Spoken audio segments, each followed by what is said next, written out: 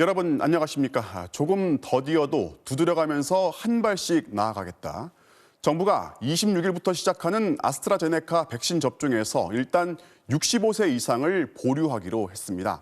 안전성에는 문제가 없고 효과도 확인했지만 그 효과를 확신시켜줄 과학적 입증 자료를 더 확보하겠다는 겁니다. 따라서 국내 첫 접종 대상은 요양병원의 65세 미만 입소자와 종사자로 최종 결정했습니다. 먼저 정부의 결정 배경을 김미 기자가 보도합니다. 정부는 만 65살 이상에 대한 아스트라제네카 백신 접종을 당분간 보류하기로 최종 결정했습니다. 65살 이상에 대해 효과성 논란이 일고 있는 아스트라제네카 백신을 무리하게 접종하지 않겠다는 겁니다. 3월 말쯤 나올 예정인 미국의 임상시험 결과와 영국의 접종 자료를 보고 65살 이상에 대한 접종 여부를 판단할 계획입니다. 이에 따라 노인 집단시설에 65살 이상 37만여 명에 대한 접종은 2분기로 미뤄졌습니다. 접종을 미루게 된 점에 대해서는 그 방역당국 입장에서도 굉장히 안타깝게 생각을 합니다. 방역당국은 효능 논란이 있는 상태에서 65살 이상에게 접종을 강행할 경우 국민들의 백신 수용성을 떨어뜨릴 우려가 있다고 판단했습니다. 고위험 군에게 접종을 1차적으로 하는 것이 맞습니다. 좀 더 확실한 효과에 대한 근거를 가지고 접종을 하는 게 더 낫겠다라는 그런 판단으로 65살 미만의 요양병원과 요양시설 종사자와 환자, 그리고 입소자 27만 명은 오는 26일부터 아스트라제네카 백신을 맞게 됩니다. 대상자 명단은 접종 대상 기관이 오는 16일까지 명단을 넘기면 19일까지 수정 보완을 거쳐 확정됩니다. 가장 먼저 백신을 맞는 1호 접종자는 요양병원 종사자가 될 것으로 예상됩니다. MBC 뉴스 김미입니다. 접종 순서와 일정도 수정이 불가피해졌습니다. 고위험 나이, 즉 고령이 아니라 고위험 시설과 직종에 있는 65세 미만부터 접종하기로 했습니다. 결국 중요한 게 집단 면역의 완성이라면 접종률을 빨리 높여야 한다는 전략입니다. 이어서 박윤수 기자입니다. 오는 26일부터 요양병원과 시설, 입소자와 종사자 27만 2천 명에 대한 접종을 시작으로 3월 8일부터는 상급 종합병원 등 고위험 의료기관에서 일하는 의료진 35만 4천 명이 백신을 맞습니다. 곧이어 119 구급대원과 역학조사관 등 코로나19 1차 대응 요원 7만 8천 명에 대한 접종이 시작됩니다. 이들은 모두 아스트라제네카사의 백신을 맞게 됩니다. 감염병 전담병원 등 방역 최일선에서 코로나19 환자를 돌보는 의료진 5만 5천 명은 이달 말이나 다음 달 초 들어올 화이자 백신을 접종하게 됩니다. 이렇게 1분기가 끝나는 3월 말까지 모두 76만 명에 대한 백신 접종이 이뤄집니다. 65살 이상에 대한 접종이 미뤄지면서 당초 정부가 계획했던 1분기 접종 대상자 130만 명보다 접종 대상자가 40% 정도 줄었습니다. 공급 일정 조정에 따라서 접종 대상자의 숫자가 좀 조정됐다는 말씀 드리겠습니다. 아스트라제네카와 화이자 백신은 1차와 2차 두 번을 맞아야 합니다. 3월 중 아스트라제네카 백신 1차 접종을 한 사람들은 4월이나 5월에 2차 접종을 해야 합니다. 화이자 백신을 맞는 의료진 5만 5천 명의 경우 3월 중 2차 접종까지 완료할 계획입니다. 아스트라제네카 백신은 의사가 근무하는 요양병원에서는 자체적으로 접종하고 의사가 없는 요양시설은 의료진이 방문 접종을 하게 됩니다. 초저온 냉동 유통이 필요한 화이자 백신의 경우 폐기되는 물량을 최소화하기 위해 접종 대상자가 120명을 넘으면 의료기관에서 자체 접종을 하고 그렇지 않으면 권역별 접종센터에서 접종을 해야 합니다. MBC 뉴스 박윤수입니다. 국내 첫 코로나19 백신을 우선 65세 미만에게만 접종하기로 결정하면서 여러 궁금증과 함께 접종 계획에 큰 문제가 없는 건지 걱정하는 목소리도 나옵니다. 약사 출신의 박선아 기자에게 몇 가지 질문 더 해보겠습니다. 자, 박 기자. 네. 자, 오늘 발표 전에요. 전문가 자문회의를 몇 번 했잖아요. 여기에서 65세 이상 접종에 신중하라 이런 권고가 있기는 했지만 어쨌든 아예 접종을 연기하기로 결정한 거는 의외입니다. 네, 설 연휴가 시작된 지난 11일에 질병관리청 예방접종 전문위원회가 열렸는데요. 여기서 아스트라제네카 백신을 65살 이상에게 접종하는 문제가 다시 한번 깊게 다뤄졌습니다. 참석한 13명의 위원 중 10명이 65살 이상의 효능에 대한 근거를 좀 더 확인한 뒤 접종하자는 수정안에 동의했다고 합니다. 또 앞서 보도해드렸듯이 정부는 국민들의 접종 수용성도 크게 고려했는데요. 국민들의 신뢰 없이 접종을 추진했다 반발에 부딪혀 되려 접종률만 낮아질 걸 우려해 이런 결정을 한 걸로 보입니다. 자, 접종의 수용성을 걱정했다는 건데 그러면 이제 3월 말에요. 아스트라제네카 임상 결과를 이제 추가로 확보해서 판단하겠다는 건데 이게 언제 어떤 결과로 나올지 장담할 수 있는 상황은 아니지 않습니까? 네, 현재 미국에서 65살 이상이 상당수 포함된 3만여 명에 대한 임상시험이 진행 중인데 3월 말쯤 끝납니다. 또 영국에서는 1월 초부터 70살 이상을 포함한 접종이 이미 진행되고 있고요. 그래서 정부는 아스트라제네카 백신에 대한 미국과 영국의 평가 자료를 함께 고려할 계획인데요. 65살 이상에 대한 효과가 입증된다면 코백스를 통해 3월이나 4월쯤 들어올 걸로 보이는 아스트라제네카 백신을 접종할 수 있을 걸로 보입니다. 다만 우려처럼 효과가 낮은 게 확인될 경우 65살 이상에게는 2분기에 공급될 예정인 노바백스나 얀센 등 다른 백신이 접종될 가능성도 있습니다. 자, 중요한 거는 결국 이제 집단 면역이란 말이죠. 정부 목표가 이제 11월까지 완성하는 게 목표인데 이게 차질이 없습니까? 네, 집단 시설의 고령자들일수록 감염에 취약하고 또 감염되면 중증이나 사망으로 갈 수 있어 우선 접종자로 정한 건데요. 이들에 대한 접종이 늦어지면 초기 접종으로 기대한 방역 효과를 제대로 볼 수 없는 게 아니냐는 지적이 나오고 있습니다. 이에 대해서 정부는 65살 이상에 대한 접종이 2분기에서 더 미뤄지지 않도록 하겠다고 밝히고 있고요. 또 11월 집단 면역 형성에는 문제가 없을 걸로 보고 있습니다. 전문가들도 접종 순서가 일부 변경되긴 하지만 11월까지 70% 이상 백신 접종을 마친다는 장기 목표 달성에는 큰 차질이 없을 걸로 내다봤습니다. 다만 백신 공급이 늦어지거나 백신을 무력화시키는 변이 바이러스가 등장할 경우 집단 면역 형성에 변수가 될 수는 있습니다. 네, 잘 들었습니다. 지금까지 보건복지부 담당하는 박선하 기자였습니다. 오늘 새로운 확진자는 300명대 중반 설 연휴 전과 비슷합니다. 과연 설 연휴 동안 가족끼리 거리 두기를 얼마나 잘 지켰는지 잠복기를 감안해서 앞으로 1, 2주 지켜봐야 하는데요. 부산에서는 벌써 설 연휴 가족 모임으로 집단 감염이 발생했습니다. 김하연 기자가 보도합니다. 부산 남구의 한 가족 모임에서 6명의 확진자가 나왔습니다. 이들 가족은 연휴가 시작된 지난 11일부터 1박 2일간 부모님 댁에 모였습니다. 이 중 경남에 사는 1명이 먼저 확진됐고 부산에 사는 5명이 추가로 확진 판정을 받았습니다. 방역당국은 확진된 일가족이 5인 이상 모임 금지 명령을 위반했는지 여부를 조사하고 있습니다. 모임도 이제 하루가 아니었기 때문에 한꺼번에 모이신 상황인지 또는 나누어서 모이신 상황인지. 서울 순천향대병원 관련 확진자는 하루 만에 31명이 추가됐고 경기 부천시 영생교와 보습학원 관련 확진자 수도 132명으로 늘었습니다. 연휴가 지나고 첫날인 오늘 신규 확진자 수는 344명으로 연휴 전과 비슷한 수준을 보였습니다. 문제는 바이러스의 잠복기가 끝나는 2주 뒤부터입니다. 지난 추석의 경우 연휴가 끝난 지 약 보름 만에 확진자 수가 급증하면서 3차 대유행으로 이어졌기 때문입니다. 특히 이번 연휴 기간 평균 확진자 수는 398명으로 지난 추석 때의 5배가 넘는 점을 고려한다면 자칫 방심할 경우 더 큰 유행이 올 가능성도 배제할 수 없습니다. 추석보다 훨씬 큰 유행을 맞을 수도 있어서 상당히 좀 우려가 되는 상황입니다.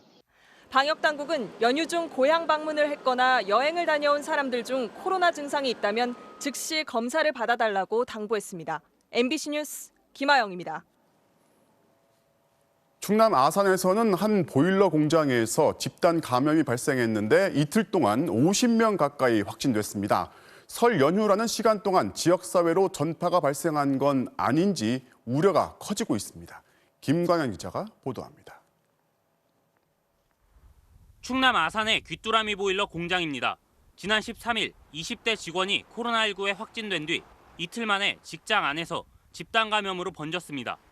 이곳에서 근무하는 직원들의 거주지인 천안과 아산에서 22명이 잇따라 확진된 데 이어 오후 들어 직원과 가족 등 20여 명이 추가로 확진 판정을 받은 것으로 확인됐습니다. 지역의 공장 한 곳을 매개로 무려 50명 가까운 확진자가 속출한 겁니다. 연쇄 감염이 확실해지자 이 공장엔 임시 선별진료소가 설치됐습니다. 현재 모든 직원을 포함해 검사 대상 인원만 700명에 달해 확진자가 더 나올 가능성도 있습니다. 공장 직원들이 설 연휴 동안 가족과 친지 등과 접촉하면서 이들 지역에서 연쇄 감염이 벌어질 가능성도 커지고 있습니다. 집에 방문을 하셨다든가 아니면 가족들을 만나거나 지인들을 만났던 분들이 계셨던 것으로 추정됩니다. 각 지역에 또 확산될 우려성도 있고.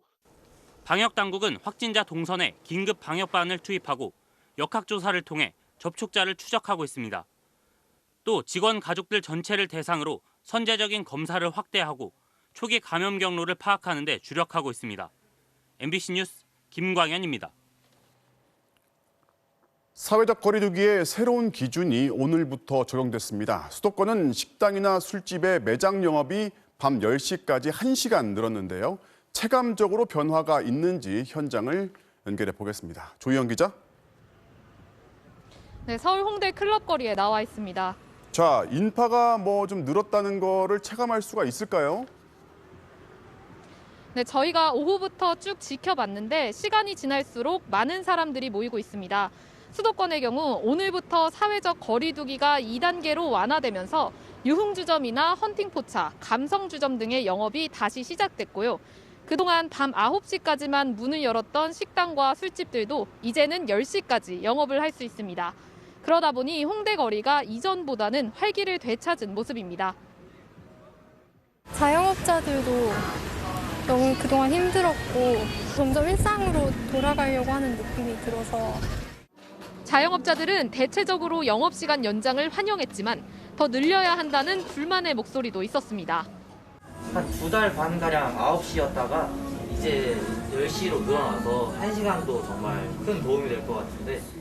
저희 못 열어요. 뭔 의미가 있어요. 오늘 연다고 몇 명이나 오겠어요. 실내 체육시설의 경우 그동안 금지됐던 에어로빅 등 격렬한 운동도 재개됐습니다. 헬스장도 영업시간이 밤 10시까지로 연장되면서 이용객들이 퇴근 시간에 몰렸던 부작용을 조금 완화시킬 수 있을 거라는 기대가 많았습니다. 9시였을 때는 거의 동시간대에 사람들이 좀 몰리다 보니까 10시까지 늘렸을 때는 그나마 그래도 조금 나눠서 할 수 있기 때문에 정부는 서민 경제의 어려움을 고려해 고심 끝에 거리두기를 완화한 것이라며 현재 우리가 직면하고 있는 상황은 안심할 만한 수준이 아닌 만큼 방역 수칙을 철저히 지켜야 한다고 강조했습니다.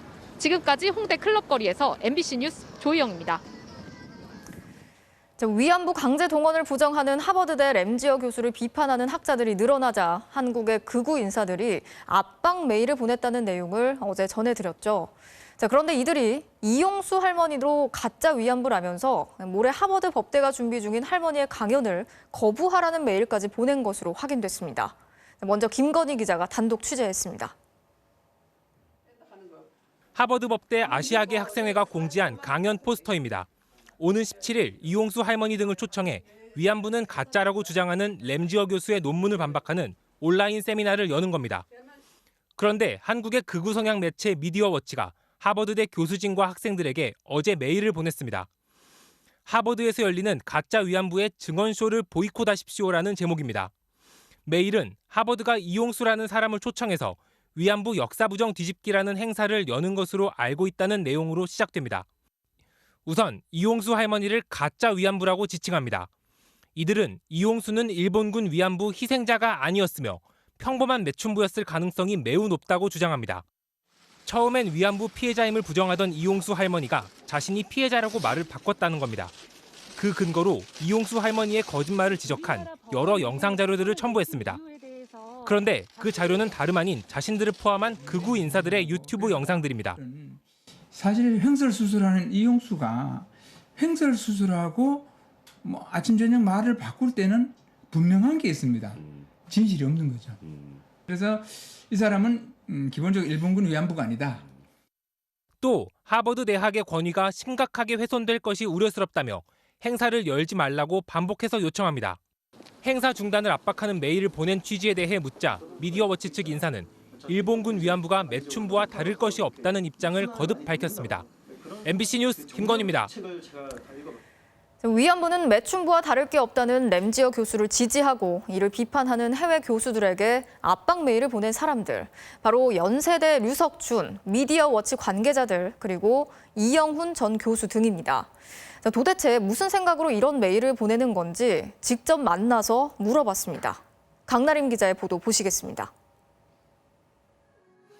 램지어 교수를 비판하는 하버드 교수들에게 압박 메일을 보낸 극우 인사 대표는 미디어워치 편집장. 사무실로 찾아가 입장을 들어봤습니다.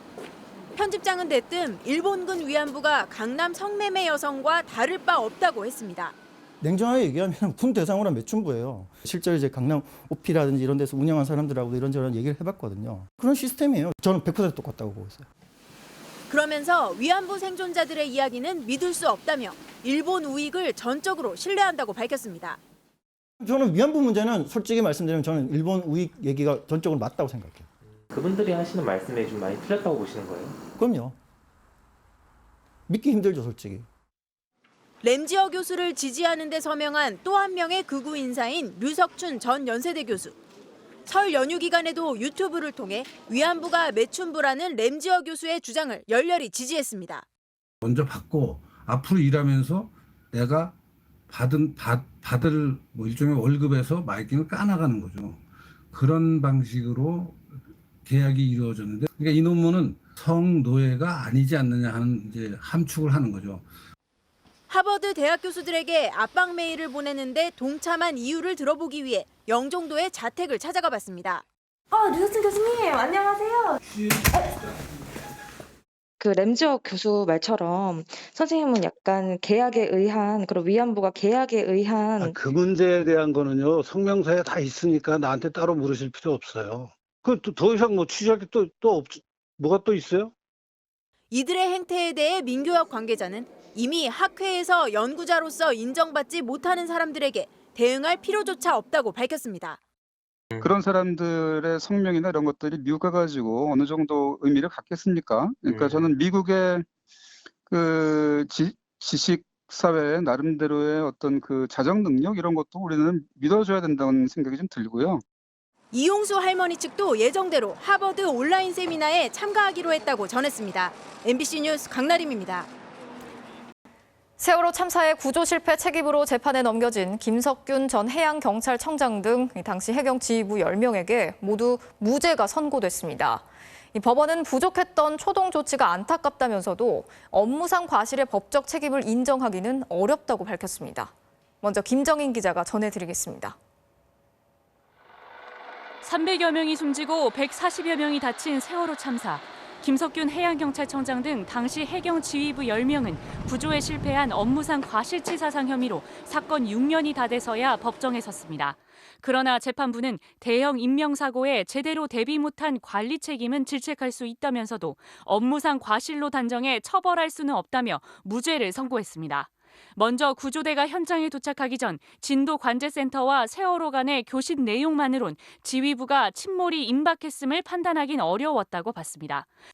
또 해경 123 구조정에 도착 뒤에도 선장과 선원들이 먼저 도망친 상황에서 승객들이 선내 방송을 듣고 그냥 배에 머무른 상황을 해경 지휘부가 예상할 수 없었을 것이라고 판단했습니다. 123정에 앞서 현장에 접근한 헬기 역시 초기 대응이 미흡했던 건 지휘부의 책임보단 통신이 원활하지 못했기 때문이라고 재판부는 덧붙였습니다. 재판부가 무죄 이유를 언급할 때마다 말이 되느냐, 제대로 심판한 게 맞느냐는 방청석 세월호 가족의 항의가 거듭됐습니다. 해경 관계자 2명이 부실한 초동 조치를 숨기려 허위 사실을 보고한 혐의만 유죄로 인정돼 징역형의 집행유예가 내려졌습니다. 먼저 공정하고 현명한 판단을 해주신 재판부께 먼저 감사를 드립니다. 다시 한번 죄송하다는 말씀과 진심한 위로의 말씀을 올립니다.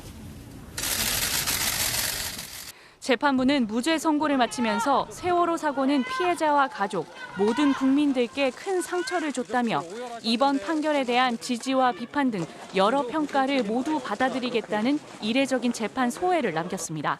MBC 뉴스 김정인입니다. 해경 지휘부에게 책임이 없다는 오늘 법원의 판단. 6년 전엔 정반대였습니다. 참사 직후 해경에서 혼자 기소됐던 현장 지휘자의 재판에선 윗선 지휘부의 책임이 분명하게 언급된 바 있습니다. 세월호 가족들은 법원이 우리 사회를 2014년으로 회귀시켰다면서 거세게 반발했습니다. 이어서 곽동건 기자가 취재했습니다. 참사 6개월 만인 2014년 10월 해경 지휘부에 대한 처벌이 지지부진한 사이 현장에 가장 먼저 도착했던 123 정장만 피고인석에 세워졌습니다.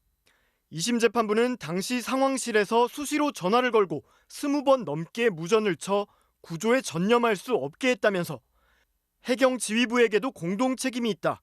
123 정장에게만 모든 책임을 추궁하는 건 너무 가혹하다고 판시했습니다. 이런 이유로 123 정장의 형량은 징역 4년에서 3년으로 깎였습니다. 그런데 6년이 지나서야 법정에선 해경 지휘부에 대해 법원은 정반대로 말을 바꿨습니다.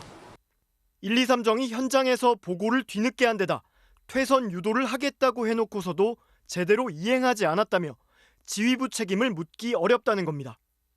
지휘부와 구조 현장 양측의 잘잘못을 일관성 있게 따지기는커녕 매번 다른 쪽에 책임을 넘기며 형량을 깎거나 무죄라고 판결한 겁니다. 세월호 참사 유족들은 현장 요원과 지휘부는 도대체 왜 있는 거냐며 우리 사회를 세월호 참사 이전으로 회귀시킨 판결이라고 강하게 성토했습니다. 오늘 재판부는 반드시 책임을 져야 할 겁니다. 이제 모든 국민은 위험에 처하면 스스로 탈출해야 합니다. 검찰 역시 납득하기 어렵다며 즉각 항소하겠다고 밝혔습니다. 한편 유족들은 검찰 세월호 특수단의 부실 수사가 무더기 무죄 판결로 이어진 거라며 지난달 검찰이 대거 무혐의 처리했던 박근혜 청와대의 수사 외압 등 의혹까지 모두 재수사해달라고 항고장을 냈습니다. MBC 뉴스 곽동건입니다.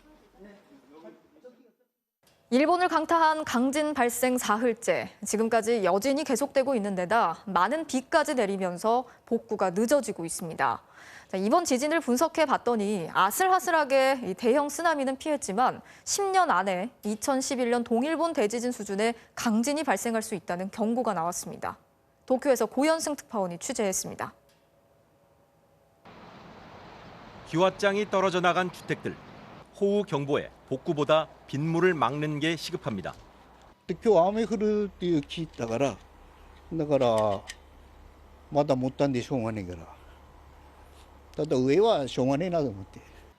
부상 154명, 주택 파손 162채. 도쿄올림픽 성화봉송 출발지이자 일본 정부가 대지진 극복의 상징으로 내건 후쿠시마 제2빌리지 건물에도 수십 센티미터 균열이 확인됐습니다. 분석 결과 이번 지진의 진원지는 10년 전 동일본 대지진의 남서쪽 110km 지점으로 두 지각판 경계에서 발생했던 10년 전과 달리 깊이 55km 태평양판 내부에서 발생했습니다. 해저 지형이 크게 변할수록 쓰나미가 커지는데 이번엔 지각판이 서쪽으로 2cm 이동했고 쓰나미도 높이 20cm에 그쳤습니다. もう少し浅くてもう少し規模が大きければですねこの津波はもっと大きくなった偶然に幸いしてそれほど大きな津波は出なかった 반면 진동 세기는 211명이 숨진 2016년 구마모토 강진 때보다 컸습니다. 10년 안에 동일본 대지진과 비슷한 규모 9의 강진 가능성도 제기됐습니다. 少なくとも今の調子はあと10年ぐらいは続くだろうというふうにマグニチュード9のような10年前の非常に大きな地震も起きるし 지난 13일 지진 발생 직후 SNS에는 한 일본인 네티즌이 조선인이 후쿠시마 우물에 독을 탔다는 혐한 글을 올린 것으로 확인됐습니다. 1923년 관동 대지진 때 돌았던 유언 비어를 흉내낸 건데 당시 조선인이 6,000명 넘게 학살됐습니다. 일본 내에서조차 비판이 이어지자 글쓴이는 계정을 폐쇄했습니다. 지진 발생 사흘째인 오늘까지 여진은 50차례 넘게 계속되고 있습니다. 강한 여진에 대한 경고가 계속 나오면서 불안감도 높아지고 있습니다. 도쿄에서 MBC 뉴스 고현승입니다. 자, 지난 주말 쿠팡이 미국 증시 상장 계획을 밝히면서 직원들에게도 주식을 나눠주겠다고 했죠. 그런데 취재를 해보니까 쿠팡 배달 일을 하는 플랫폼 노동자들은 그 대상이 아니었습니다. 쿠팡은 이들이 직원이 아니라 독립계약자이고 더 나아가서 회사의 잠재적인 위험 요인이라고 보고 있었습니다. 먼저 이유경 기자가 취재했습니다. 기업 가치 최대 55조 원. 쿠팡의 성공 비결 중 하나는 전국적으로 구축한 막강한 당일 배송 시스템입니다. 쿠팡은 미국에 제출한 신고서에서 직원들과 이익을 나누겠다고 했습니다. 직원들은 쿠팡의 근간이자 성공의 이유다. 총 1,000억 원 규모의 주식을 주겠다고 했습니다. 누가 주식을 받게 될까? 쿠팡은 오늘 직원들에게 이메일을 보냈습니다. 1인당 약 200만 원의 주식을 받게 된다고 썼습니다. 대상자도 밝혔습니다.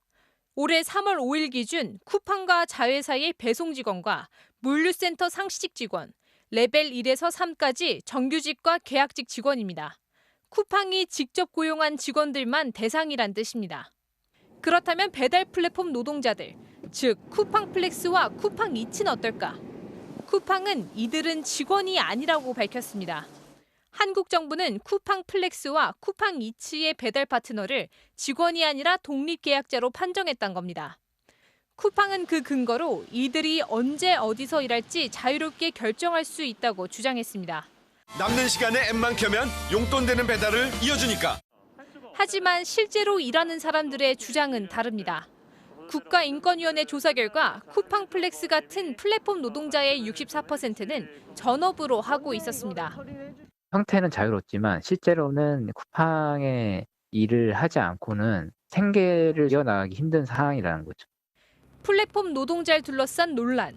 쿠팡도 이걸 의식하고 있습니다. 미국에 제출한 신고서에서 이 문제가 소송에 대한 잠재적 책임과 비용이며 회사의 사업과 재무 상태에 악영향을 줄 수 있다고 적었습니다. 플랫폼 노동자들을 바라보는 쿠팡의 인식은 위험 요인이었습니다. MBC 뉴스 이유경입니다. 자, 이 플랫폼 노동을 하는 사람들이 노동자인가 아니면 독립계약자인가? 쿠팡이 이 문제를 잠재적 위험 요인이라고 본 이유가 있습니다. 외국에서는 이들을 노동자로 인정하는 판결이 잇따라 나오고 있기 때문입니다. 이어서 남상호 기자가 전해드리겠습니다. 일단 배달 일에 뛰어들면 그때부터 인공지능의 통제가 시작됩니다. 그냥 직선 거리로 시간을 이렇게 배정하다 보니까 차이가 많이 나는 것 같아요.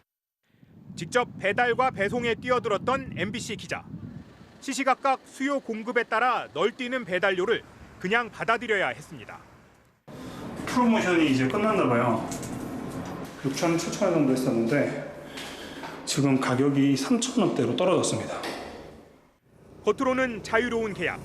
하지만 배달 시간도 요금도 자기가 결정할 수는 없습니다. 플랫폼 노동은 기업들이 직접 고용에 따르는 책임을 피하는 새로운 방식입니다. 기업이 부담해야 될 책임을 사회나 노동자에게로 전가하는 것들을 일종의 혁신이라고. 외국에서도 논란입니다. 대표적인 사례가 플랫폼 택시 서비스인 우버 운전자들입니다. 프랑스, 영국, 스페인의 법원은 잇따라 우버 운전자들이 자영업자가 아니라 노동자라는 취지의 판결을 내놨습니다. 그 보호가 필요한 그런 플랫폼 노동자들을 폭넓게 근로자로 인정해서 좀 노동법이나 사회보장법의 보호를 받게 하고자 하는. 반면 플랫폼 업체들은 저항합니다. 올해부터 미국 캘리포니아주에서 플랫폼 노동자를 직원으로 간주하는 법안이 시행됐지만 우버와 리프트는 2천억 원을 들여 반대 여론전을 폈습니다.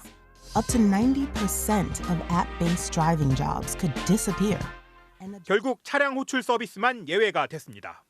전 세계의 돈을 휩쓸고 있는 플랫폼 강자들. 이들의 성공 뒤에는 플랫폼 노동을 둘러싼 논란이 자리 잡고 있습니다. MBC 뉴스 남상호입니다.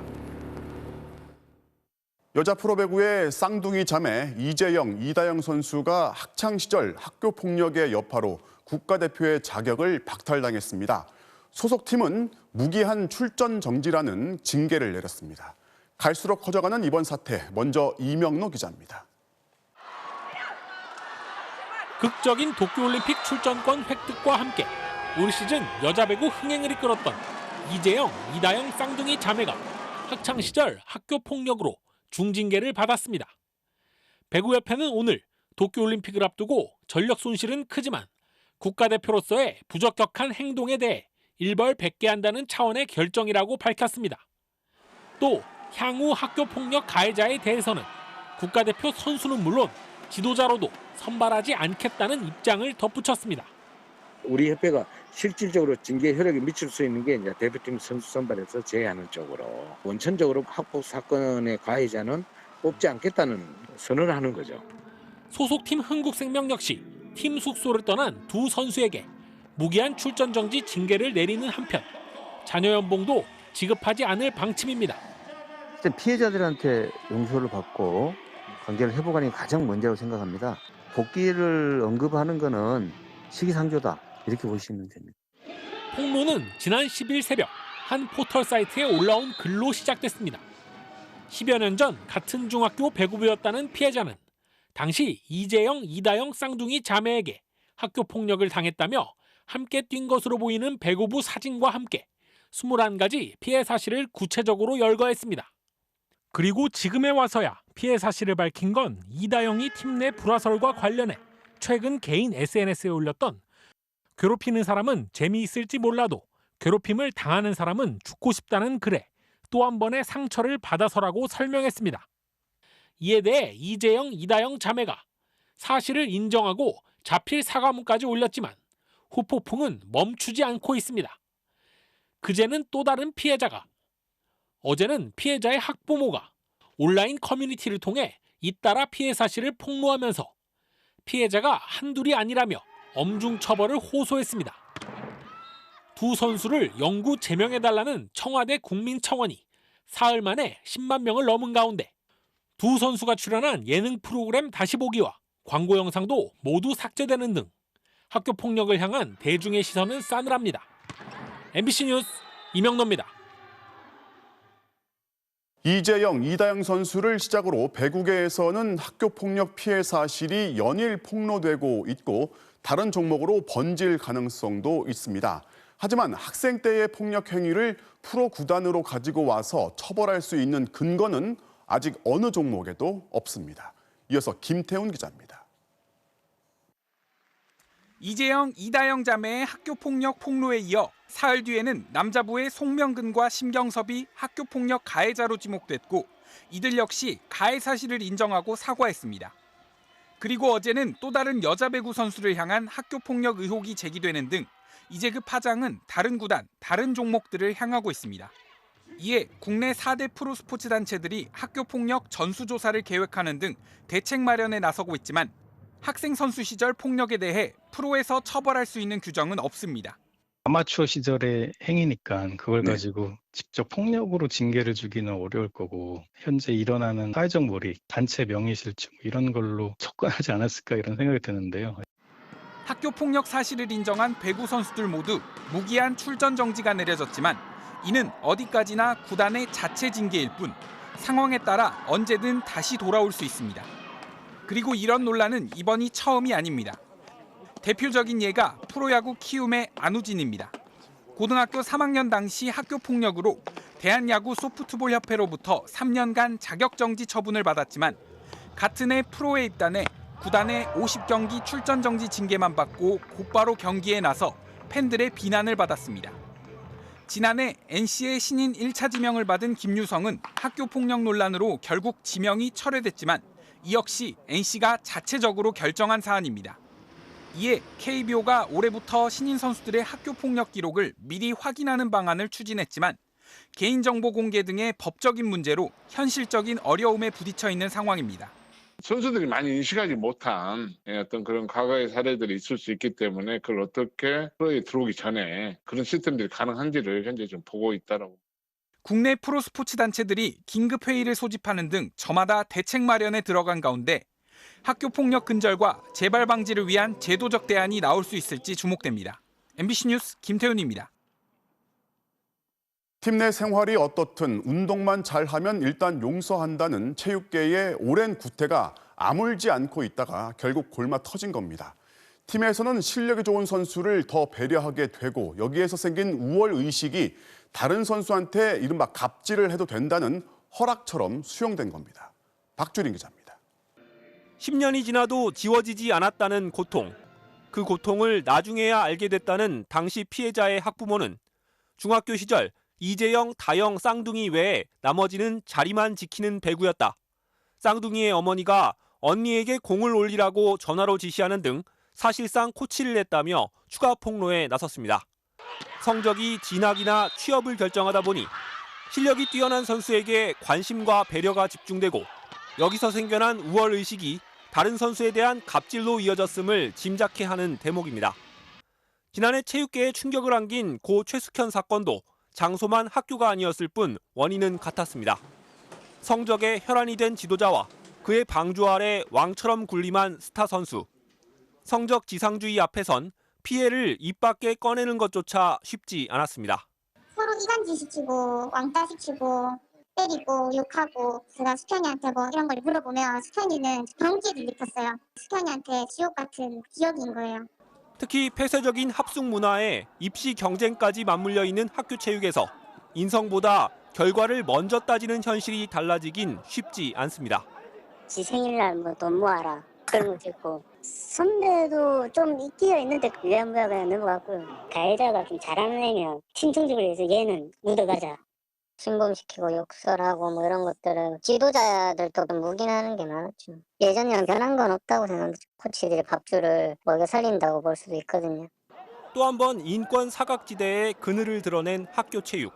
그 존재 이유와 목적에 대한 근본적인 질문이 필요해 보입니다. MBC 뉴스 박주린입니다. 2년 전 공사 현장에서 추락해 숨진 20대 청년 고 김태규 씨. 당시 공사 업체의 대표가 2년이 지나서 오늘 공개 사과를 했습니다. 하지만 유족은 갑작스럽고 진정성도 없다고 반발하는데요. 알고 보니 이틀 뒤가 이 사건의 책임을 묻는 항소심 재판의 선고일이었습니다. 홍익표 기자가 취재했습니다. 오늘 오전 경기도 수원의 한 부품업체 본사 앞, 고 김태규 씨의 영정사진 앞에 이 건물을 지은 시공사 대표가 나와섰습니다. 왕인이 사망한 지 22개월이 지난 애야 이런 자리를 마련하고 사과를 한다는 점에 대해서 죄송하다는 말씀을 올립니다. 사고 678일 만에 나온 사과. 오랜 기다림 끝에 어렵게 받아냈지만 1분 남짓한 짧은 7문장이 전부였습니다. 지난 2019년 26살이던 김태규 씨는 이 건물 건설 현장에서 일하다 5층 높이 아래로 추락해 숨졌습니다. 승강기 출입문이 제대로 작동하지 않아 발을 헛디딘 겁니다. 안전장비도 작업화도 지급받지 못했습니다. 지난해 6월 1심에서는 관리 소홀 책임을 물어 시공사인 하청업체 현장 소장 등에게 징역 1년의 실형이 선고됐습니다. 시공사 대표는 벌금 700만 원을 물게 됐지만 지금까지 사고에 대한 책임조차 인정하지 않았습니다. 그러다 항소심 선고를 이틀 앞두고서야 사과를 하겠다며 회견장에 나온 겁니다. 숨진 아들을 대신해 참석한 어머니는 형식적인 사과에 절규했습니다. 당신들이 내 아들에게 한 그 추잡하고 잔인한 죄는 영원히 당신들과 함께 할 것입니다. 내가 678일 동안 내 아들 대신 죽기를 바래. 진심 어린 사과 한마디 듣기가 이렇게 어려운 현실. 어느덧 투사가 된 어머니는 건설 현장의 산업재해에 대해 처벌을 강화해야 한다고 목소리를 높였습니다. 하지만 올 들어 중대재해기업처벌법에서는 발주처 처벌 조항이 삭제됐고 그러는 사이 지난 1월 한 달에만 건설 노동자 3명이 숨졌지만 누구에게도 책임을 물을 수 없는 상황입니다. 노동자의 생명과 안전보다는 여전히 기업의 이윤을 중요시하는 반쪽짜리 법으로 변질되어 제정되었습니다. 현장 소장과 하청업체 등에 대한 항소심 선고는 모레 수원 고등법원에서 열릴 예정입니다. MBC 뉴스 홍익표입니다. 경북 구미의 한 빈집에서 3살 배기 아이가 숨진 채 발견된 사건.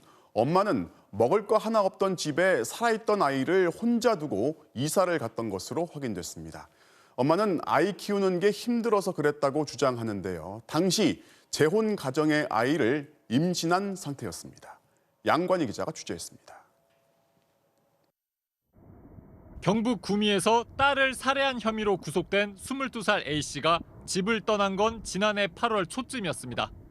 3살 난 딸은 그때부터 집에 혼자 방치됐습니다. 만삭이었던 A씨는 당시 자신의 딸이 숨진 상태는 아니었다고 경찰에 진술한 것으로 확인됐습니다. 멀쩡히 살아있던 3살 아이를 그대로 놔둔 채 나왔다는 겁니다. 아이 키우기가 힘들어 홀로 버려뒀다는 게 A씨의 주장입니다. 양육이 힘들었어. 얘를 놔두고 그냥 갔다. 살아있는 상태라고 봐야 되는 거죠? 예, 그렇죠. 아이 혼자 남겨진 집은 먹을 것도 없는 말 그대로 빈집이었지만 A씨는 경찰에 붙잡힐 때까지 딸을 살피지 않았습니다. 바로 아래층에 살던 부모에게조차 알리지 않았고 지자체에 도움을 요청한 적도 없습니다.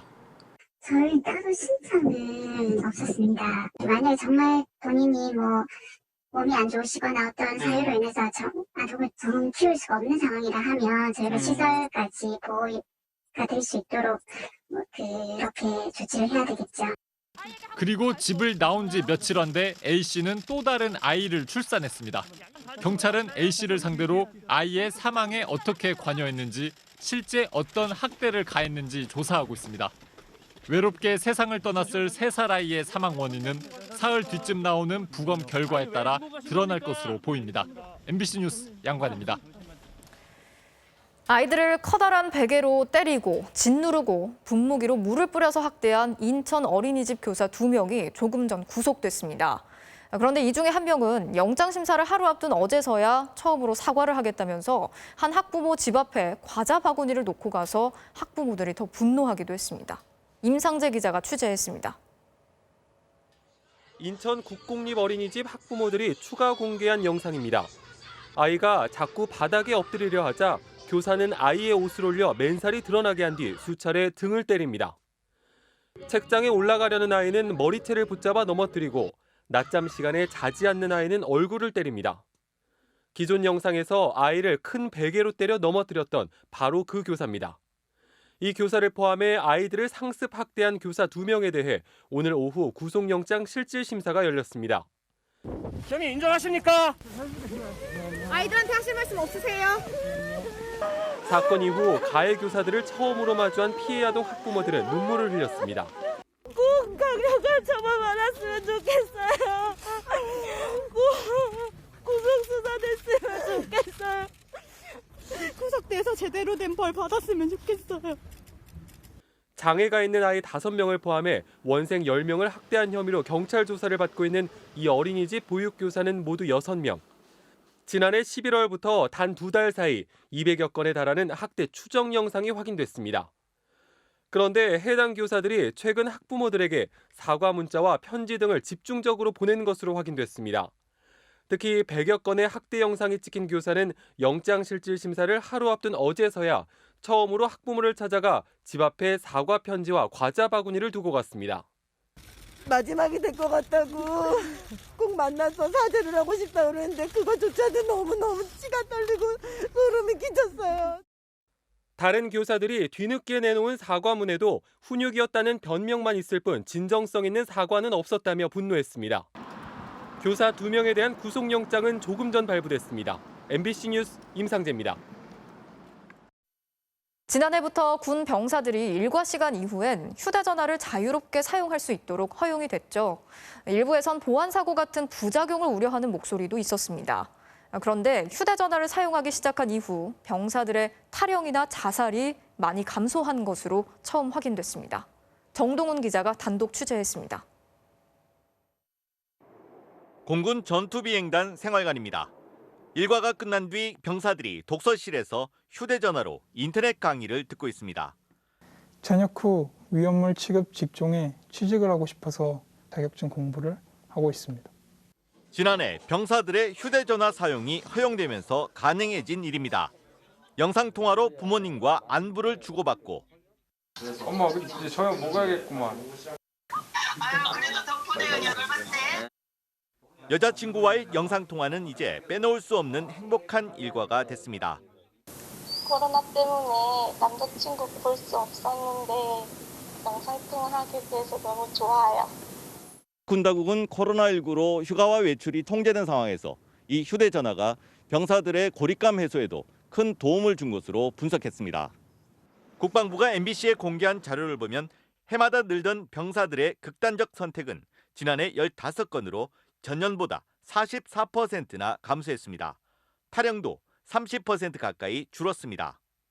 휴대폰이 있으니까 여러 가지 답답증, 우울증, 고립감 이런 게 많이 해소됐다고 봐야죠. 전반적인 스트레스가 줄어드니까 사고도 줄어드는 것이고요.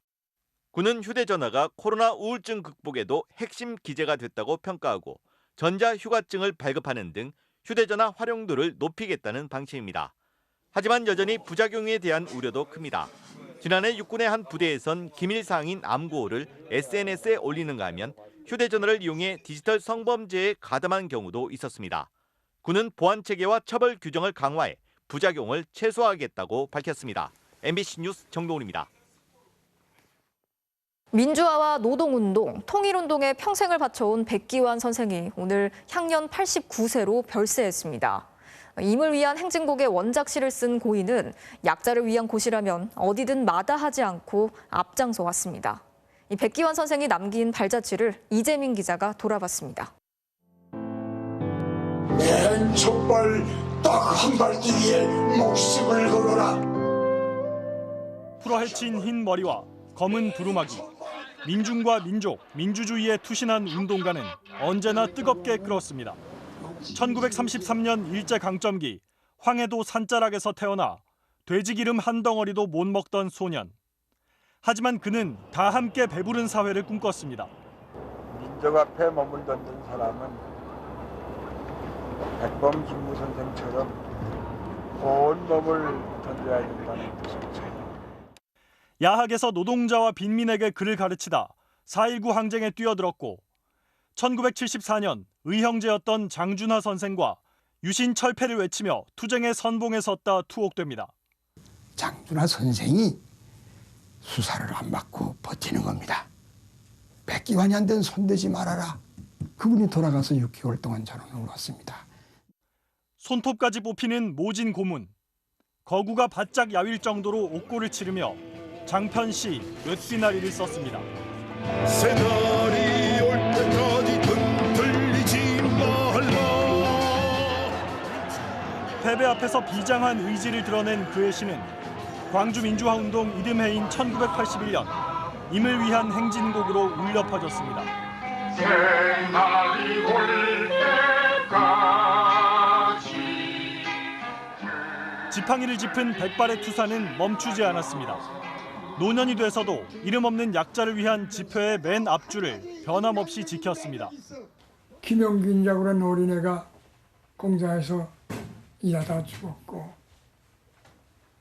또 뭐 여기저기서 우는 소리가 들리고 나는 그런 우는 소리가 들리면 그냥 달려가잖아. 같이 울어주는 거지. 무슨 힘이 있어. 눈을 감는 마지막 순간까지 꿈꿨던 모두가 함께 잘 사는 노나매기 세상. 너도 일하고 나도 일하고 그래야 해서 너도 잘 살고 나도 잘 살 때 올바로 잘 사는 거. 이게 사람의 삶이야. 현대사처럼 살아온 꼴이 평탄하지 못해 스스로를 땅 불쑥한 싸움꾼이라고 불렀던 청년.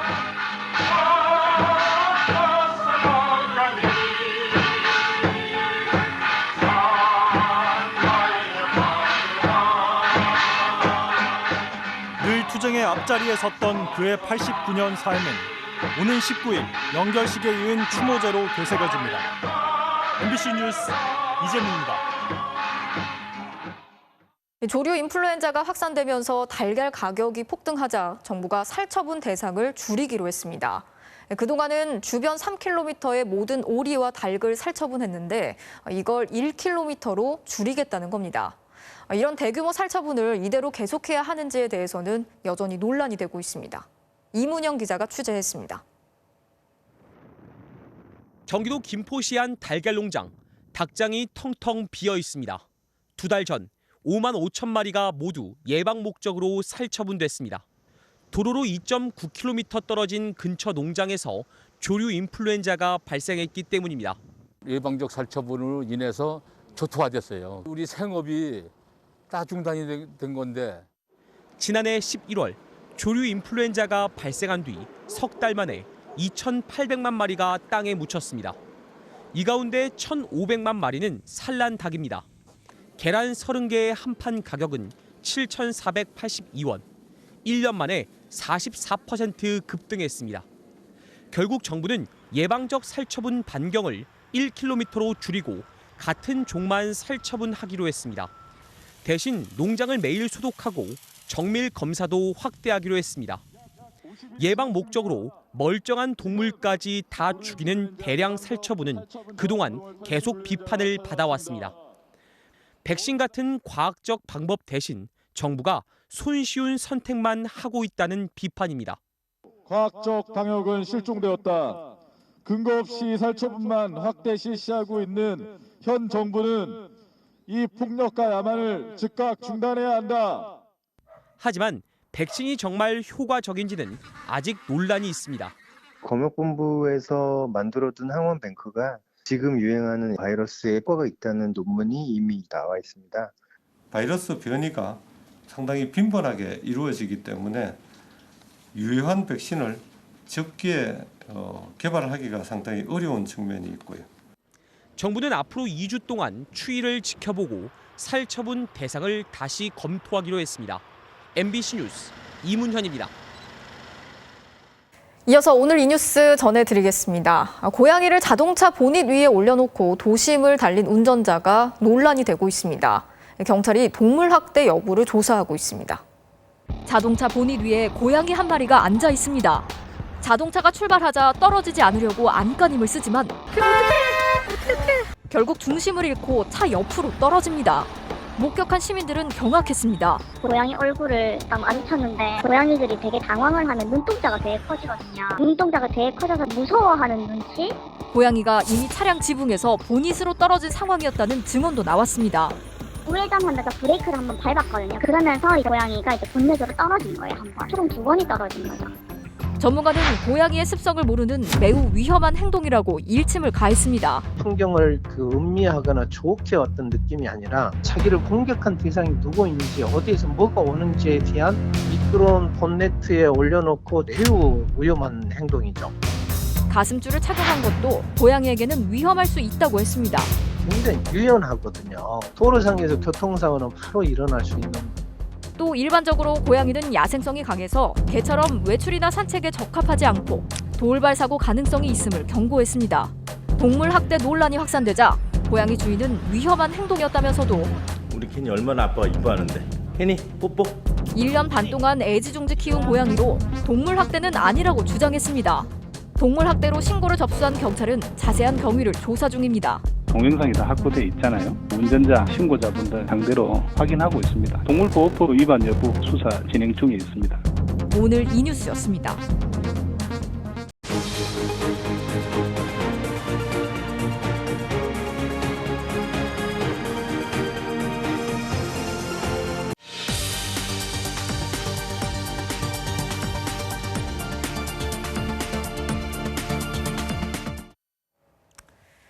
MBC가 연속으로 보도하고 있는 이명박 정부 국정원의 무차별 불법 사찰 실태. 오늘 보도해드릴 문건은 국정원이 KT 노조 선거에 개입해서 강경파가 당선되지 못하도록 하고 KT 노조의 민노총 탈퇴를 유도한 것을 과시한 내용입니다. 나세훈 기자의 단독 보도 보시겠습니다. 10년 넘게 KT 해고 노동자인 조태욱 씨. 지난 2009년 KT 노조 선거와 민주노총 탈퇴에 배후가 있다는 의혹을 제기한 것이 해고의 사유 중 하나였습니다.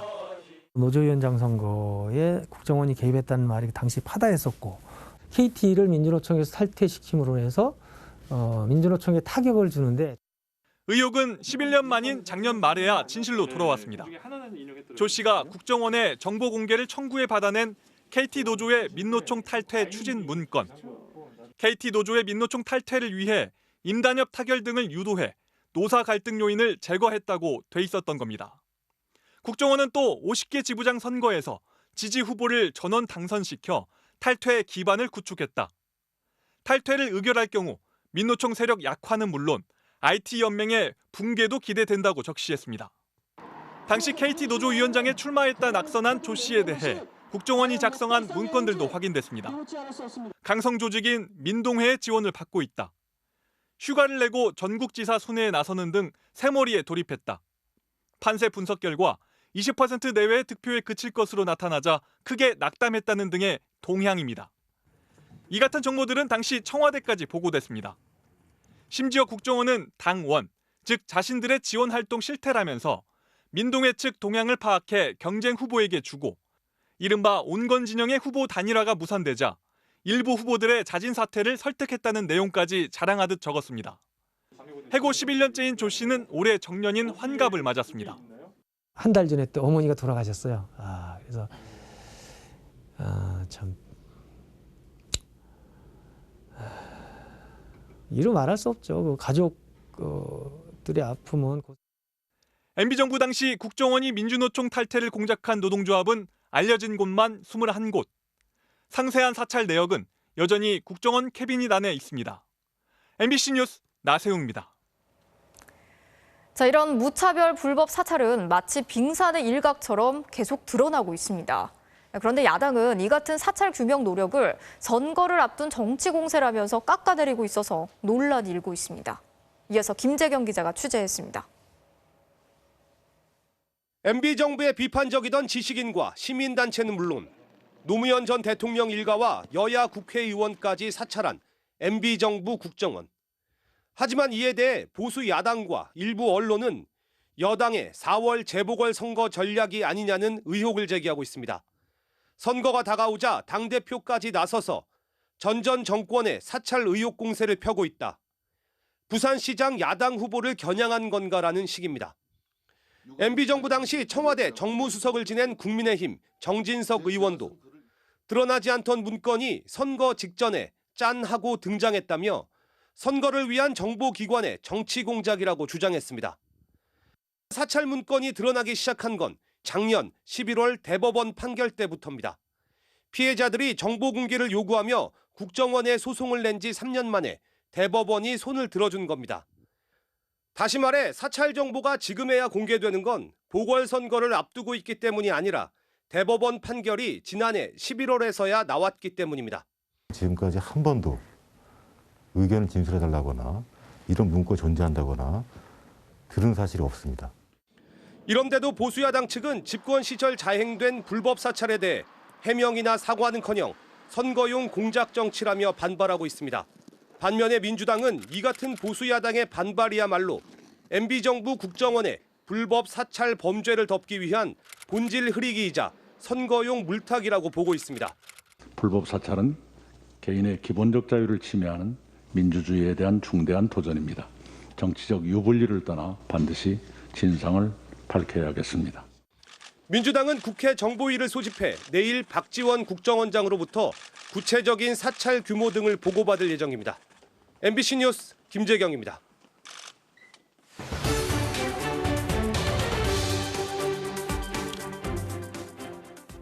네, 미국의 트럼프 전 대통령의 탄핵안이 상원에서 부결되긴 했지만 이 사안은 여전히 살아서 꿈틀거리고 있습니다. 트럼프는 사실상 무죄를 선고받고 재기를 노리고 있고 의사당을 점령했던 미국의 극단주의도 사라진 게 아닙니다. 이 소식 워싱턴 연결해서 자세하게 짚어보겠습니다. 자, 박성호 특파원, 트럼프가요 앞으로 뭐 집에서 쉬겠다 이런 입장이 아닌 거죠? 네. 재기하겠다, 컴백하겠다는 뜻 분명히 했습니다. 이미 플로리다에 사무실을 냈다는 보도도 있는데요. 탄핵안이 부결된 이후에 내놓은 성명을 보면 미국을 위대하게 만들자는 자신의 운동은 이제 시작일 뿐이다. 앞으로도 멋진 여정이 계속될 것이다. 이렇게 썼습니다. 당장 다음 대선에 나설지 또 나올 수는 있는 건지 아직 확실치는 않지만요. 일단은 탄핵 과정에서 자신한테 등을 돌린 공화당 의원들부터 응징할 것이란 관측이 많습니다. 낙선 운동도 그 한 방법이 될 수 있겠죠. 자, 뭐 공화당이 트럼프하고 거리를 두고 싶어도 쉽지 않아 보입니다. 그렇죠. 트럼프의 영향력이 여전하기 때문에 그렇습니다. 트럼프만한 대중동원 능력, 모금 능력, 뉴스 생산 능력 이런 거 갖춘 정치인이 공화당에 또 없습니다. 의회 습격에 가담했던 트럼프를 지지하는 극단주의 세력은 지금은 재판에 넘겨져서 잠잠하지만 영향력이 완전히 죽었다라고 할 수도 없습니다. 이 극단주의 세력에 관한 내용은 별도 리포트로 준비했습니다. 보시죠. 첫째로 무장단체가 꼽힙니다. 전투복 차림의 이들은 손가락으로 OK 표시를 자주 합니다. 잘 보면 알파벳 W자를 만든 건데 백인을 뜻하는 영어 화이트의 머릿 글자로 백인 우월주의를 상징합니다. 프라우드 보이즈라는 이 민병대는 의사당 습격때 선봉에서 유리창을 깨고 들어갔습니다. 트럼프를 열렬히 지지해서 대선 때 트럼프도 각별하게 감쌌습니다. Are you willing tonight to condemn white supremacists and militia groups? Are you prepared to specifically white supremacists and right Proud Boys? Stand back and stand by. 또 다른 무장단체로 오스키퍼가 있습니다. 의회 습격 때 무기를 밀반입할 계획을 세웠고 워싱턴 DC에서 시가전을 벌이는 훈련도 한 것으로 검찰 조사에서 드러났습니다. 둘째, 음모론 신봉자들이 극단주의를 부추깁니다. 뿔 달린 모자 탓에 눈에 확 띄었던 이 남성은 의사당을 점거한 건 음모론 집단 QAnon의 지시였다고 했습니다. All I can say is we won the day. Donald Trump is still our president. 이들은 민주당과 엘리트 관료, 국제 금융가들이 아동 성매매를 하고 있어 처형돼야 하며 이를 위한 전쟁을 트럼프가 맡았다고 믿습니다. Talk about it. Why aren't you talking about it? Why are we not talking about all the kids that are going missing? Why? That makes me question you. 셋째, 극우 성향의 백인 우월주의와 결합한 일부 기독교인들도 주목받습니다. 의회 습격 전날 시위대를 달아오르게 한 건 한 유명 목사였습니다. 트럼프를 지켜 좌파와 싸우자며 행동을 요구했습니다. That President Donald Trump is going to stay for 4 more years in the White House. He's going to keep on making America great. We're going to keep America great. We're not bowing to communism. We're not bowing to socialism. 그렇다고 이 문제가 갑자기 툭 튀어나온 건 아닙니다. FBI는 이미 작년 가을 국내 테러 세력을 이슬람 무장 세력과 같은 급으로 격상했다고 의회에 보고했습니다. 백인 우월주의 집단 KKK의 노골적인 인종차별부터 1995년 오클라호마 시티의 연방 건물 폭파 등 극단주의의 뿌리는 깊습니다. 그들이 결정적으로 길을 펴게 된 건 2017년 버지니아주 샬롯츠빌 사태로 꼽힙니다. 당시 과격 시위로 여성을 숨지게 한 백인 우월주의자들을 트럼프 대통령은 공개적으로 두둔했습니다. But you also had people that were very fine people on both sides. You had people in that group. Excuse me. 자, 박성호 특파원. 지금 보면요, 극단주의가 이게 소수의 일탈 정도가 아닌 것 같고 바이든 정부로서도 뭐 무시할 수가 없는 세력 같습니다. 그렇죠. 국정 과제입니다. 이 바이든 행정부는 현재 이 테러가 해외에서 유입되는 것보다 미국 내 자생적인 것이 더 큰 위협이다 이렇게 평가하고 있습니다. 국토안보부가 최근에 낸 공지를 보면 올해 초까지 폭력에 대한 동력은 그대로 유지될 것이다. 국내 과격 극단주의는 의사당 습격 이후 더욱 대담해졌다고 진단했습니다. 하지만 이번에 의회 난입으로 기소된 10명 중 9명은 단체 소속도 아닌 평범한 시민들입니다. 당시 현장에서 제가 봐도 그랬습니다. 들어보시죠. All of us have traveled from all over the United States to come here because we believe the election was stolen. This is the only way to try to stop the process of terminating the American Republic. 보신 것처럼 이렇게 극단주의 폭력이 일반에도 너무나 퍼져 있어서 대처하기가 벅찬 상황입니다. 지금까지 워싱턴에서 전해드렸습니다.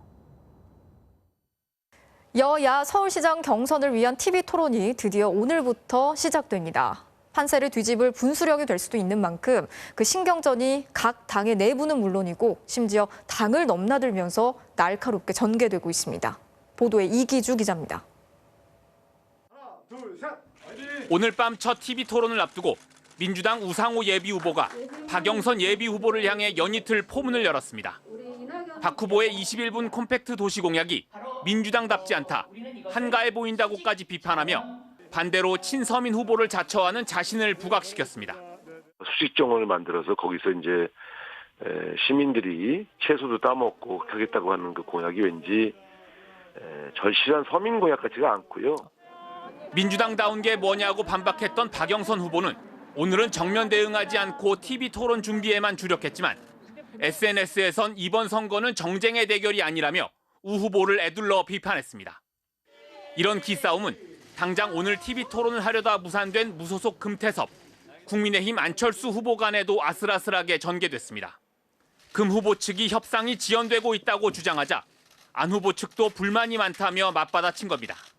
토론을 하지 왜 실무 협상을 자꾸 하냐. 지금도 또 실무 협상 하자고 하시는데 날짜 정해지고 주제 정해지고 횟수 정해지고 다 정해졌는데 무슨 회의를 더 해야 되는지. 그러니까 협상에 있어서 어떤 기본 원칙이나 질서를 무너뜨리는 행위가 있었기 때문에 물론 그 이후에도 또 상식 밖의 일이 벌어지긴 했는데 그건 제가 말씀 안 드리겠어요. 그거는. 둘 중 한 명과 또 단일화를 해야 하는 국민의힘도 자유토론에 부정적인 걸로 전해진 안철수 후보에게 견제구를 날리기도 했습니다. 자유자재로 답변할 수 있는 그런 역량을 가져야만이 정치인으로서의 자세가 아닌가 이렇게 생각을 하는데. 논란 끝에 금태섭, 안철수 양측은 오는 18일 다시 TV 토론을 하기로 합의했습니다. 민주당은 오늘 밤부터 모두 3번의 TV 토론을, 국민의힘은 내일 오후부터 총 4번의 토론을 가질 예정입니다. 지지도 1위 후보에 대한 경쟁 후보들의 반격도 본격화될 전망입니다. MBC 뉴스 이기주입니다. 이 코로나19 변이 바이러스가 영국, 남아공, 브라질에 이어서 미국에서도 확인됐습니다. 캘리포니아 남부 지역을 포함해 미국 전역에서 최소 8종류 이상이 확인됐는데요. 전파력이나 치명률, 백신 효과에 어떤 차이가 있는지는 아직까지 밝혀지지 않았습니다. 보도에 김정원 기자입니다. 지난해 11월 이후 대규모 2차 유행이 시작된 미국 캘리포니아 남부. 미국 LA의 한 병원은 환자 192명을 상대로 조사한 결과 그동안 없었던 변이 바이러스를 발견했다고 밝혔습니다. 영국과 브라질, 남아공발 변이 바이러스에 이어 미국발 변이가 확인된 겁니다. 연구팀은 이 바이러스에 캘리포니아 변이란 이름을 붙였는데 지난 겨울부터 무섭게 확산하고 있습니다. We saw that about 30% in December. As we're looking forward into January, it's almost 50% of cases that have been reported so far. 캘리포니아 변이 외에도 7종류의 또 다른 미국발 변이가 추가로 확인됐습니다. 뉴욕타임스에 따르면 루이지애나 주립대 등 9개 기관은 미국 전역에서 7종류의 변이 바이러스를 발견했다는 연구 결과를 내놨습니다. 하지만 이 미국발 변이들이 기존 바이러스보다 전염력이 더 센지, 백신 효과를 낮추는지 등은 추가 연구가 필요하다고 연구진들은 설명했습니다. 현재 미국은 백신 접종에 속도를 내고 있고 하루 확진자 수도 100일 만에 10만 명 아래로 내려갔습니다. And I think everybody should get it because you have to fight this COVID-19. 의료진들은 변이가 출현했더라도 백신 접종을 미룰 근거는 전혀 없다면서 접종을 계속 독려하고 있습니다. MBC 뉴스 김정원입니다.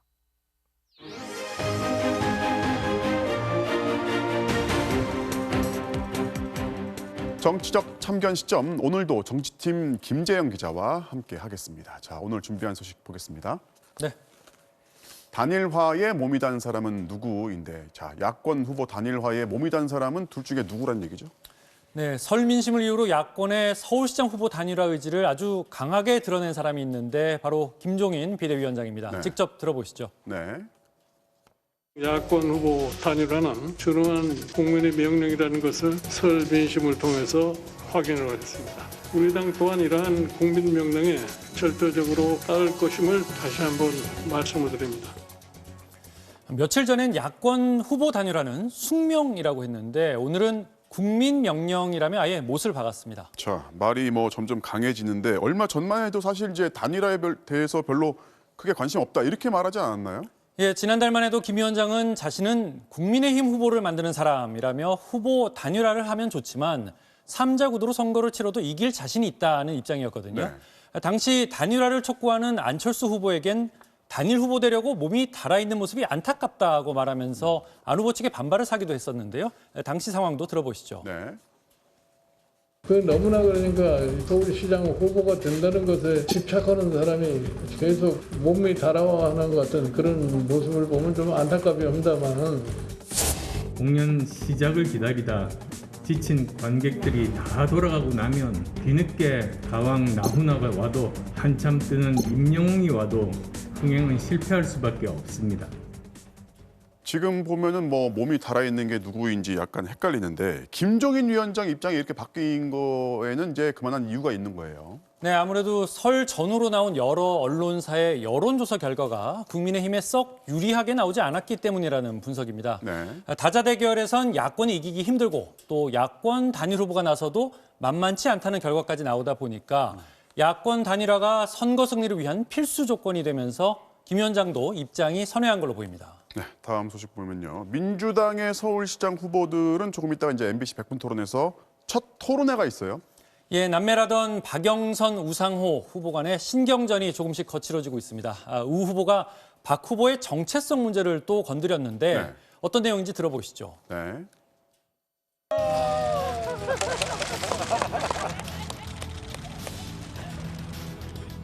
(21분) 도시공약이 만병통치약인 것처럼 주장하지만 민주당다운 공약이라고 보기 어렵습니다.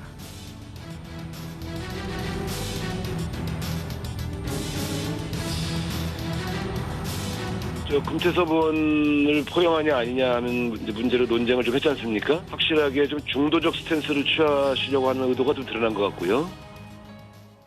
자, 이 둘을 저희가 이 코너에서 처음 소개할 때 뭐 남매 이래가지고 좀 편한 사이로 소개를 했는데 이제는 좀 각을 세우고 선명성 전략으로 좀 바꾼 것 같아요. 예, 지난번엔 금태섭 후보를 만나겠다는 박 후보에게 한솥밥을 먹던 식구를 보듬는 거라면 김종인, 이현주, 안철수도 만나라 하며 공격했는데요. 네. 이번엔 박 후보의 공약이 서민층을 위한 것이 아니라면서 민주당답지 않다 하며 공세를 이어갔습니다.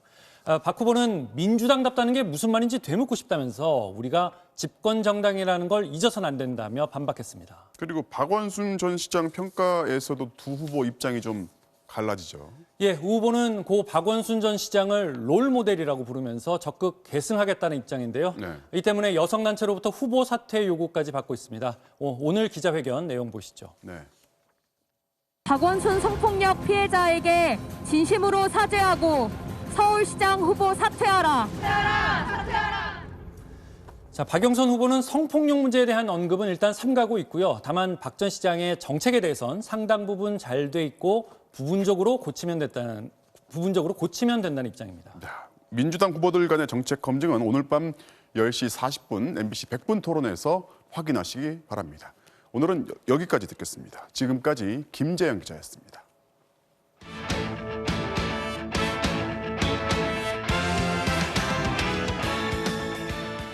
월요일 밤 스포츠 뉴스입니다.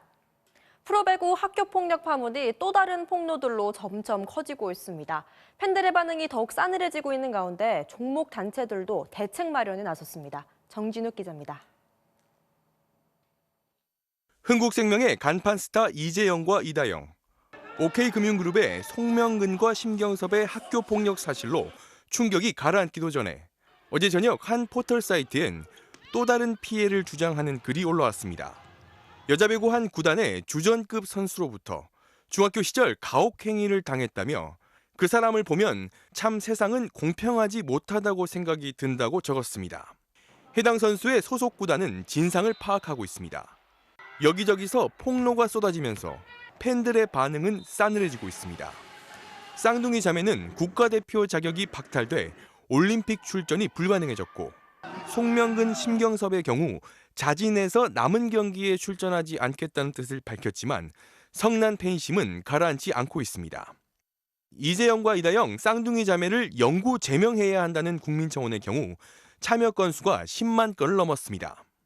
학폭 사태가 스포츠계 전반으로 확대될 조짐을 보이면서 프로농구 등 종목 단체들도 전수검사를 검토하는 등 움직임이 분주해졌습니다. 또 이번 사태에 대해서 매우 심각성을 느끼고 있고요. 저희도 발생할 수도 있다라고 보고 있기 때문에 면밀히 현황에 대해서 주시하고 있고 구단과도 협의를 해서 이제 현황 조사도 좀. 주무부처인 문체부도 각 종목 단체에 학교 폭력과 관련한 처벌 규정 검토를 지시하고 협의에 나섰습니다. 전수조사와 학생 때 발생한 사건에 대한 처벌을 놓고 실효성에 의문을 제기하는 분위기도 있지만 무기한 출장 정지에 국가대표 자격까지 박탈한 만큼 추가 사례가 나오지는 않을지 프로구단 전체가 노심초사하고 있습니다. MBC 뉴스 정준익입니다. 데뷔 20년이 되도록 KBO 리그 최고 중견수로 불리는 선수가 있습니다. SK 원팀맨으로 후회 없는 마무리를 꿈꾸는 김강민 선수를 전훈칠 기자가 만났습니다. 현역 최고의 중견수 수비를 자랑하는 김강민. 잡았습니다. 중견수 김강민. 또다시 짐승이 나타났습니다. 독보적인 타구 판단 능력에 광활한 수비 범위가 압권입니다. 타자가 때리자마자 전력 질주를 시작해 담장을 두려워하지 않고 태연하게 수비를 마무리합니다.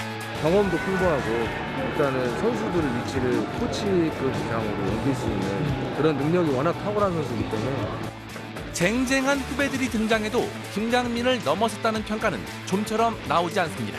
박혜민 선수나 정수빈 선수, 중견수 수비를 잘하는 선수들이 굉장히 많아요. 어깨까지 팀 수준인 것 같은데. 그건 좀 나름의 자부심은 분명합니다. 저에게 있어서 수비는 제가 여기까지 올 수 있게 된 원동력이죠. 제가 어려서부터 수비 쪽에 많은 시간을 할애하고 개양 마지막 해를 앞두고 제주 전지훈련이 뜻깊은 이유가 있습니다. 2006년도 마무리 캠프 때 여기서 시작을 했었거든요. 2007년도 우승하기 전에 왔던 캠프지고 올해 나이 40에 김태균, 정근우 등 동갑내기들이 줄줄이 은퇴하는 상황. SK의 이름은 바뀌어도 원팀맨으로 후회 없이 마무리하고 싶습니다. 저도 이제 얼마 남지 않았다? 이런 생각들을 많이 하고 끝났을 때 유니폼 벗었을 때 후회 안 되게 그냥 원 없이 하는 게 목표고요. MBC 뉴스 전은진입니다. 하늘이 도왔다라는 말이 어울리는 행운의 순간으로 토플레이 출발합니다. 이탈리아에서 열린 스키 세계선수권 남자 활강. 최고 시속 120km로 질주하던 선수가 갑자기 미끄러져 넘어졌는데요. 순간 중심을 잃었는데 뒤로 착지하면서 균형을 찾았어요. 정말 큰 사고로 이어질 뻔한 아찔한 장면이었는데 공중에서 반바퀴를 돌고 가까스로 위기에서 벗어났습니다. 같은 대회인데요. 이 선수는 결승선까지 잘 통과했는데 마지막 순간에 미끄러지면서 방구판에 부딪힌 뒤 사라졌습니다. 구조요원들이 달려갔는데 다행히 스스로 일어나 경기장을 빠져나갔습니다. 두 선수에겐 정말 기적 같은 일이 벌어졌네요. 마지막으로 프리미어리그입니다. 올 시즌 극심한 슬럼프에 빠졌던 아스널의 오바메양. 툭툭 치고 가다가 헛다리 한번 짚고 그대로 슛! 선제골을 터뜨립니다. 리즈를 상대로 3골을 터뜨리는 원맨쇼로 프리미어리그 첫 해트트릭을 기록했습니다. 런던과 파리를 오가며 아픈 어머니를 돌본다고 하는데요. 힘 좀 나겠죠? 지금까지 토플레이였습니다. 빙판 위에서 펼쳐지는 오토바이 경주인데요. 가끔 아찔한 실수가 나오기도 하지만 기술이 정말 대단하네요. 월요일 밤 스포츠 뉴스였습니다.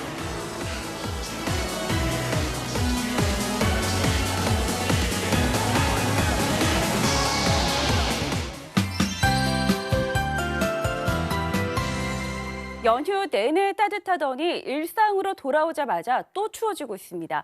앞으로 4나흘간은 북쪽의 차가운 공기가 꾸준히 내려오겠는데요. 이미 서울 등 전국 많은 지역에는 보름 만에 한파특보가 내려졌습니다. 내일 아침 대관령의 기온이 영하 11도, 서울 영하 6도, 제천과 의성도 영하 10도로 오늘보다 10도가량 뚝 떨어지겠습니다. 눈 소식도 있습니다. 눈이 하루 종일 오는 건 아니어서 출퇴근길에는 잠잠하겠지만요. 낮 동안 짧고 강하게 내리겠습니다. 특히 경기 남부와 충청도에 최고 7cm의 많은 눈이 쏟아질 것으로 보여 대설 예비특보도 내려졌고요. 서울 등 그 밖의 내륙으로도 1에서 3cm의 눈이 오겠습니다. 이어서 지역별 내일 날씨 보시죠. 눈은 아침에 서해안 지방부터 오기 시작해 낮에는 대부분 지방으로 퍼지겠고요. 동해안 지방에서는 너울성 파도를 조심하셔야겠습니다. 아침 최저 기온은 서울 영하 6도, 춘천 영하 10도까지 떨어지겠고요. 낮에도 서울이 영하 2도, 대구와 광주 6도에 머물겠습니다.